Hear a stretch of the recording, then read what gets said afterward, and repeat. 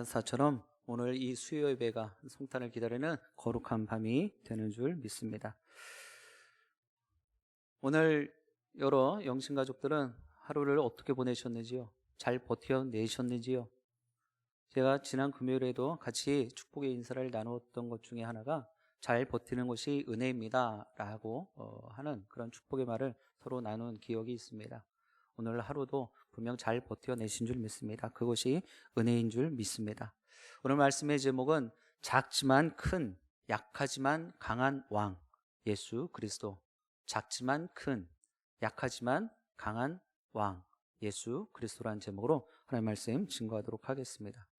제목을 정하는 데 있어서 큰 어려움이 있었습니다. 대체 이것을 여러 성도님들이 이해를 잘 하실까라는 생각을 했습니다. 대체 왕은 왕인데 어떤 왕이냐라는 것이죠. 그러나 우리 만왕의 왕 대신 또 모든 것의 모든 것 대신 아기 예수 그리스도, 이 예수 그리스도는 분명 작지만 크고 약하지만 강한 왕이신 줄 믿습니다. 여러분들의 삶의 자리에서 가장 힘들고 어려울 때 이러한 문제들을 해결해 줄 사람을 기다려 보신 적 있으십니까? 저는 여러 번 있었지요. 아마 여러분들도 삶의 자리에서 어떤 문제를 맞닥뜨렸을 때, 어려움에 곤경에 처했을 때 이 모든 것들을 해결해 줄 만한 사람을 막연하게 좀 기다려 본 적도 있으실 것입니다. 그렇습니다. 오늘 구약의 미가 선지자도 이런 어렵고 힘든 시기에 이 모든 상황들을 해결해 줄 사람을 기다렸습니다. 그리고 그가 이 땅에 와서 이 땅에서 왕으로 오실 그 모습에 대해서 많은 이스라엘 사람들에게 전하고 또 증언하는 모습이 오늘 본 말씀에 기록되어져 있습니다. 이제 말씀 한 절 한 절을 통하여서 정말 이 땅에 어떤 모습으로 또 어떤 이유로 이 땅에 오셨는지 아기 예수의 모습을 상고하며 은혜 나눌 수 있길 바랍니다. 우리 2절 말씀 같이 먼저 합독해 보겠습니다. 2절입니다. 베들레헴 에브라다야, 너는 유다 족속 중에 작을지라도 이스라엘을 다스릴 자가 내게로 나올 것이라.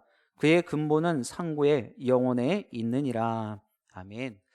첫 번째로 우리 예수 그리스도, 아기 예수 그리스도가 이 땅에 오셨는데요, 절대 작지 않은 왕으로 오셨습니다. 절대로 작지 않은 왕으로 오셨습니다. 아기 예수님은 베들레헴에서 나셨습니다. 우리가 너무나 잘 알고 있는 내용이죠. 그런데 오늘 본문 말씀에 보니까 베들레헴 에브라다야 라고 이렇게 지역이 또 명명되어져 있습니다. 대체 우리가 알고 있는 베들레헴과 다른 지역에 또 아기 예수님이 나셨나 라는 생각을 할 수도 있는데, 이 베들레헴 에브라다야는 베들레헴의 옛 명칭입니다. 루키 4장 11절에는 에브랏이란 지명으로 표기되어진 것을 보게 되어집니다. 이 에브랏의 루키뿐만 아니라 창세기에서도 보면은요, 라헬, 아브라함의 아내 라헬이 죽은 지역도 바로 에브랏이라는 지역으로 기명되어져 있습니다. 더욱이 이 베들레헴은요, 베들레헴 에브라다야는요, 예루살렘에서 남쪽으로 8km 떨어진 이 수도권, 이 도심지에서의 좀 외곽인 변두리 지역의 모습이죠. 그럼 베들레헴은 작은 마을로 다윗의 고향이기도 합니다.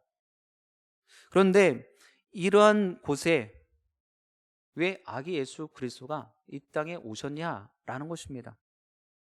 그리고 그 마을은 더 이상 작지 않은 곳임을 우리는 보게 됩니다. 마태복음 2장 6절의 말씀 우리 같이 합독해 보겠습니다. 마태복음 2장 6절입니다. 또 유대 땅에 다스리는 자가 나와서 다시 처음부터 읽겠습니다. 또 유대 땅 베들레헴아, 너는 유대 고을 중에서 가장 작지 아니하도다. 내게서 한 다스리는 자가 나와서 내 백성 이스라엘의 목자가 되리라 하였음이니라. 아멘. 그렇습니다. 그곳에서 영원전부터 계셨던 메시아께서 태어나실 것이기 때문에 지금 당장은 작은 그런 변두리의 마을이지만 분명 메시아가, 자신들을 구원하실 메시아가 태어날 지역이기 때문에 결코 작지 않은, 절대로 작지 않은 마을임을 우리는 알아야 하는 것입니다. 이 메시아에 대한 약속은요, 구약의 모든 말씀과 다윗을 통하여 이미 선포되어졌습니다. 하나님은 다윗보다 더 위대한 왕을 이 땅에 보내시겠다라는 작정을 하신 거예요. 계획이 있으셨습니다. 그래서 하나님 나라를 세우기를 원하신 거예요. 이스라엘을 다스릴 새 왕은 예루살렘에서 권력을 남용하는, 권력을 드러내는 그런 왕의 모습이 아니라 오히려 그 정반대의 모습, 가장 작은 또 천한 곳에서 그 왕을 의미하는 것입니다. 그래서 예루살렘이 아닌 베들레헴에 새 왕이 나와야 한다는 것을 말씀을 통하여 오늘을 살아가는 우리들에게도 잘 보여주고 계십니다. 그리고 그 약속은 베들레헴에서 태어나신 예수 그리스도를 통하여 온전히 성취되는 것입니다. 여기서 궁금증이 하나 생기는 거예요. 앞서 말씀드렸던 것처럼 왜 예루살렘 성도 아닌, 도심 지역도 아닌 베들레헴 에브라다, 이 작은 마을이어야 하는 것입니다. 이 모습을 고린도전서 1장 26절로 29절의 말씀을 보면 이해가 가는 모습입니다. 우리 고린도전서 1장 26절로 29절의 말씀 같이 읽어보겠습니다.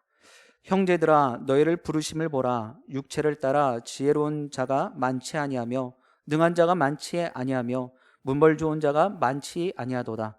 그러나 하나님께서 세상에 미련한 것들을 택하사 지혜 있는 자들을 부끄럽게 하려 하시고 세상에 약한 것들을 택하사 강한 것들을 부끄럽게 하려 하시며 하나님께서 세상에 전한 것들과 멸시받는 것들과 없는 것들을 택하사 있는 것들을 폐하려 하시나니 이는 아무 육체도 하나님 앞에서 자랑하지 못하게 하려 하심이라.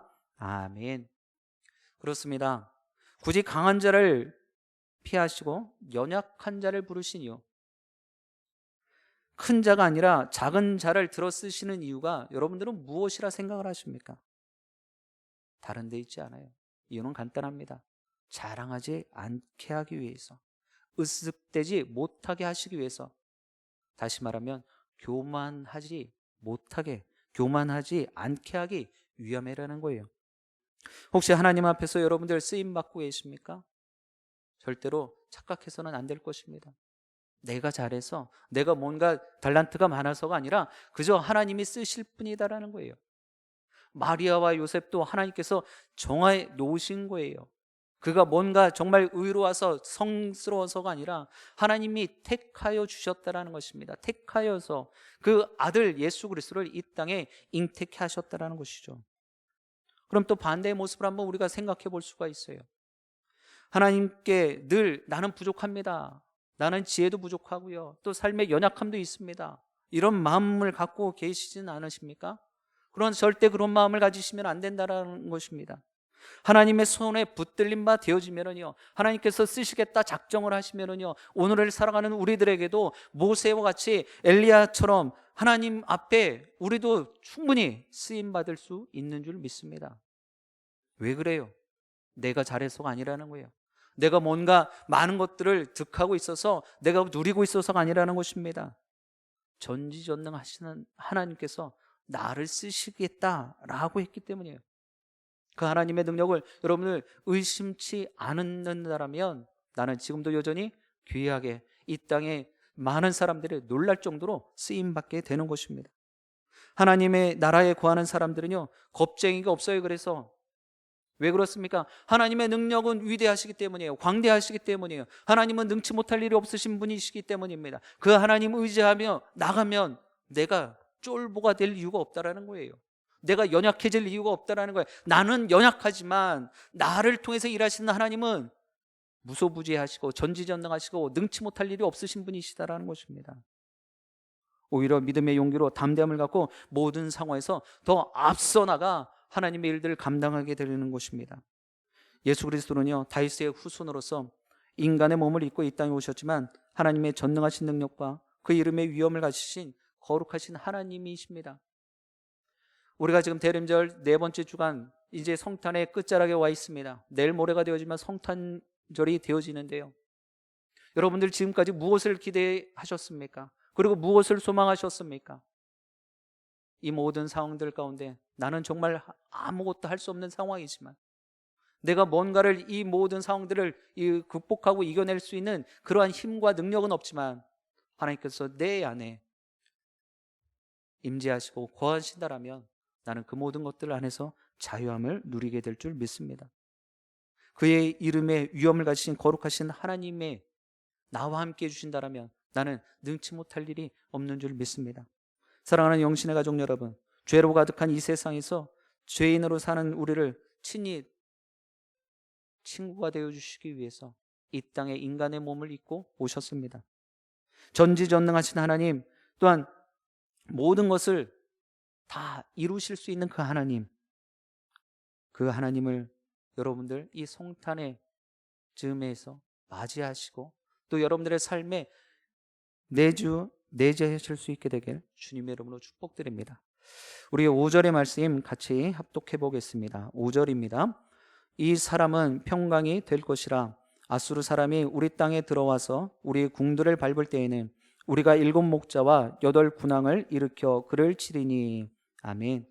두 번째로 우리 아기 예수 그리스도가 이 땅에 오셨을 때는요, 결코 약하지 않은 왕으로 오셨다는 거예요. 약하지 않은 왕으로 오셨습니다. 5절 시작에 기록된 모습은요, 이렇죠. 이 사람은 이라고 기록을 하고 있습니다.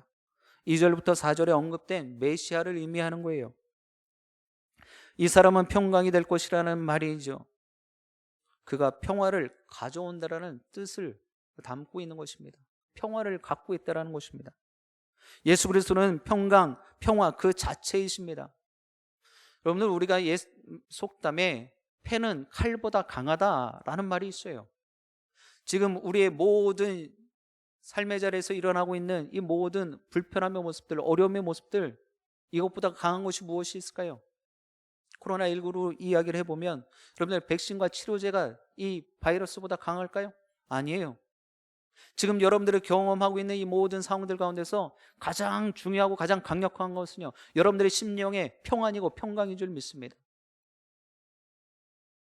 옆에서 폭탄이 터지고 옆에서 정말 전쟁이 부를 듯 일어난다 할지라도 내 안에 세상이 줄 수 없는 평안과 평강이 일어나면은요, 임재하면은요, 나는 그 모든 것들에서 자유함 받을 수 있는 거예요.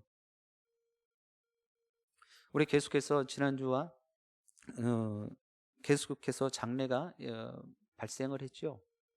얼마나 황망스럽고 얼마나 정말 인간적으로 슬픈 일입니까? 그런데 그 장례식장에 가서 꼭 목회자들이 하는 것이 있죠. 하늘로부터 내려지는 위로와 평강이 임하기를 기도합니다. 축복합니다. 이유가 무엇입니까? 슬픔과 애통함, 고통과 아픔을 잠재울 수 있는 것이 무엇입니까? 하늘로부터 내려지는, 위로부터 나려지는 평안과 평강인 줄 믿습니다. 그것이 있다라면 내 안에, 내 삶에 그것이 내재되어져 있고 그것이 충만하게 담겨져 있다라면 우리는 이 모든 상황들에서 자유함 받을 수 있는 거예요. 육신의 연약함도 내 안에 하늘로부터 오는 평강, 주님께서 주시는 평안이 임하면 충분히 감당할 수 있는 줄 믿습니다. 그것이 채워지지 않으니까, 그것이 내 삶에 풍족하게 임하지 못하니까 힘들어지고 고통스럽고 아파지는 거예요.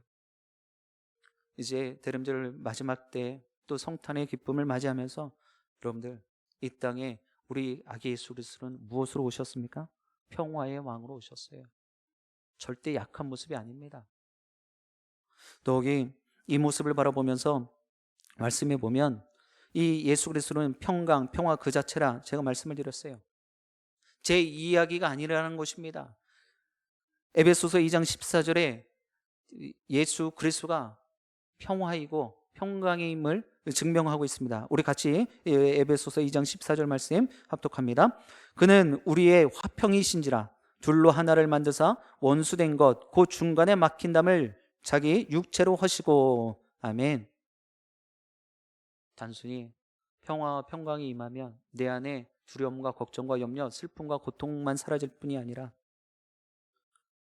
막혔던 것들이 하나가 되어진다는 것입니다. 우리 주님께서는요, 나와 하나님과의, 성부 하나님과의 관계를 위해서 화목제물이 되어주신 거예요. 화목하게 하기 위함의 모습을 우리는 결코 잊어서는 안 될 것입니다. 오늘 말씀에 보니까는요, 유다, 이스라엘 백성들이 두 나라로 갈라졌죠. 남유다 북이스라엘로 나눠졌는데 지금 이 상황, 미가 선지자의 상황에서는요, 북이스라엘에 멸망당한 뒤의 모습입니다. 그러니 이 남유다 사람들은 얼마나 힘들었겠어요. 고통스럽겠죠. 우리의 그래도 형제였는데 저 북이스라엘이 멸망을 당했으니 마음 가운데 얼마나 큰 두려움과 걱정과 염려가 있었겠습니까? 더욱이 이방 나라들이 이 남유다를 계속해서 호시탐탐 노리고 있는 거예요. 남유다 백성에게 평화는 아수르를 능가하며 이길 때 가능하다라는 것입니다. 오늘 말씀에도 아수르라는 이러한 이방 나라가 기록되어져 있는데요, 이것은 대표적인 이방 나라로 예시가 되어진 것입니다. 여러 나라들이 있죠. 계속해서 침략을 하는 것입니다. 이 남유다를 정복하기 위한 모습들을 계속해서 갖는 것입니다. 메시아의 진가는요, 이렇게 자신들을 침략하는 그 이방 나라들의 침입 때 여실하게 드러나는 것을 보게 되었습니다. 메시아는 이스라엘이 이방 나라에 의한 위기에 처해 있을 때 악한 세력으로부터 구원하는 상징적인 모습이었어요. 이방의 대표적인 아수르가 우리 땅에 들어와 우리 지경을 밟을 때, 우리 궁에 밟을 때 메시아가 건져주셨고 구원해 주셨다라고 오늘 말씀은 계속해서 증언하고 있습니다. 이스라엘 백성들은 자신들의 죄로 말미암아서 대적에게 짓밟혔어요. 하나님을 제대로 섬기지 못했다라는 것입니다. 그리고 수치를 당하게 된 것이다라고 그렇게 가르침을 받았죠. 그럼에도 불구하고 하나님께서는요, 그들을 사랑하십니다. 그래서 훗날 자신의 때는 아니지만 머지않은 날에 다윗의 후손을 통하여서 모든 대적을 파하시고 자기 백성을 구원하시겠다라고 계획하셨고 작정하시고 지금 그 말씀을 선포해 주고 계시는 겁니다. 우리는 이스라엘처럼 죄로 인해서 사탄의 지배와 통치 아래 놓여져 있어요. 우리는 죄에서 자유로울 수 없는 사람들입니다. 원죄와 자범죄를 다 갖고 있는 사람들이죠. 우리를 죄의 종으로 삼아서 미움과 다툼을 매일마다 갖게 합니다. 전쟁과 슬픔과 고통과 아픔 가운데 또 죽음이라는 그러한 모습 가운데 우리를 무기력하게 만들고 있죠. 여러분들 지금 어떤 모습이십니까? 그러한 사탄의 마귀의 권세 앞에, 힘 앞에 우리는 아무런 소망이 없어요. 기대함이 없습니다. 지금도 칠흑같이 껌껌해요. 어떻게 살아야 되나 막막할 수도 있을 것입니다. 그러나 하나님은 이 땅에 예수 그리스도를, 그의 아들 예수 그리스도를 친히 보내주셔서 십자가에 달려 죽임을 당하게 하셨고, 그리고 다시금 부활케 하셔서 사탄의 모든 권세, 마귀의 모든 능력을 깨뜨려 주신 줄 믿습니다. 이 모습을 우리는 절대로 잊으면 안 돼요. 이 부분에서 우리는 할렐루야 하나님의 성을 송축하며 찬양할 수 있어야 될 줄 믿습니다. 그러나 우리는 어때요? 지금도 아직도 사탄의 그런 괴율에 빠져 있다는 거예요. 지금 이 모든 상황들이 우리를 하나님께서 더 믿음의 정금 같은 모습으로 만들시기 위한 연단이다라는 생각을 한다면 우리는 결코 좌절하거나 낙심하거나 실망할 이유가 없는 것입니다. 사랑하는 영신의 가족 여러분, 이제 우리는 영원한 승리와 자유 안에서 죄를 이길 수 있게 된 줄 믿습니다. 그 사실을 절대로 잊지 않기를 주님의 이름으로 간절히 소원드립니다. 아무리 어렵고 힘들지라도 분명 하나님께서는 승리케 하실 줄 믿습니다. 결코 약하지 않은 왕으로 이 땅에 오셨습니다. 우리는 그 만왕의 왕 대신 예수 그리스도를 믿고 따르는 사람들이죠. 이제 그 평강의 메인 줄로, 그리고 그 평안함으로 이 모든 상황들을 넉넉히 이기고도 부족함 없는 여러분과 제가 되어지길 주님의 이름으로 축복드립니다. 우리 이제 9절 말씀 같이 합독해 보겠습니다. 9절입니다. 내 손이 내 대적들 위에 들려서 내 모든 원수를 진멸하기를 바라노라. 아멘. 이 땅에 아기 예수 그리스도께서 왕으로 오실 때는요, 직접 다스리시는 만왕의 왕으로 오셨습니다. 직접 다스린다는 거예요. 직접 다스린다는 것은 통치하신다는 것이죠. 오늘도 우리의 삶을 다스리고 계시는 줄 믿습니다. 7절과 8절에 보면은요, 반복되는 구절이 있습니다. 야곱의 남은 자라는 거예요. 7절과 8절 상반절에 야곱의 남은 자라는 그런 말이 기록되어져 있습니다. 남았다라는 것은요, 많은 사람들이 있었는데 다 사라지고 없어져 버리고 요만큼 있다라는 것입니다. 그럼 어떤 의미입니까? 수많은 사람들 중에서 이 남은 자가 있으면 나머지 남지 않은 사람들은 어떠했다라는 것입니까? 그것을 내려놓았다라는 것입니다. 쉽게 말하면 포기했다는 말이죠. 좌절하고 낙심하고 정말 그냥 그 자리에 철커덕 주저앉았단 말이에요. 그러나 끝까지만 남은 사람이 야곱의 남은 자들이라는 것을, 믿음의 절개를 마지막까지 지킨 사람이라는 것입니다. 그 사람들은요, 구원의 놀라운 소식이 선포되어질 때 그것을 믿음으로 받은 사람들이라는 것입니다. 오늘 이 참담하고 엄중한 이 코로나19의 시대에 하나님의 말씀이 들려지고 있습니다. 아기 예수가 이 땅에 모든 것을 다스리실 왕으로 오신다라는 이 내용이 선포되어지고 있습니다.